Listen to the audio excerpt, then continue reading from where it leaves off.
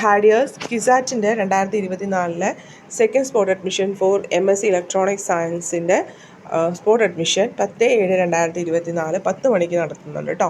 അപ്പോൾ department of electronics കിസാറ്റ് ആണ് venue. ഗൂഗിളിൽ ആ ഒരു പ്ലേസ് കൊടുത്തിട്ട് കറക്റ്റായിട്ട് എത്താം. നമുക്ക് വേക്കൻസി വന്നിരിക്കുന്നത് ജനറൽ EWS ട്രാൻസ്ജെൻഡേഴ്സിന് 2 സീറ്റുകൾ വെച്ചിട്ടും PHCയുടെയും ലക്ഷദ്വീപ് കോട്ടയുടെയും ഇൻ്റലക്ച്വലി ഡിസേബിൾ ആയിട്ടുള്ള കുട്ടികളുടെയും ഓരോ സീറ്റുകൾ വെച്ചിട്ടാണ് കേട്ടോ. അപ്പോൾ നമ്മൾ സ്പോട്ട് അഡ്മിഷനാണ്. 10 മണിക്ക് തന്നെ കറക്റ്റായിട്ട് എത്തണം. നമ്മുടെ എല്ലാ സർട്ടിഫിക്കറ്റുകളും ഒറിജിനലും 2 കോപ്പീസും 2 ഫോട്ടോയും ഒക്കെ കൊണ്ടുവരണം.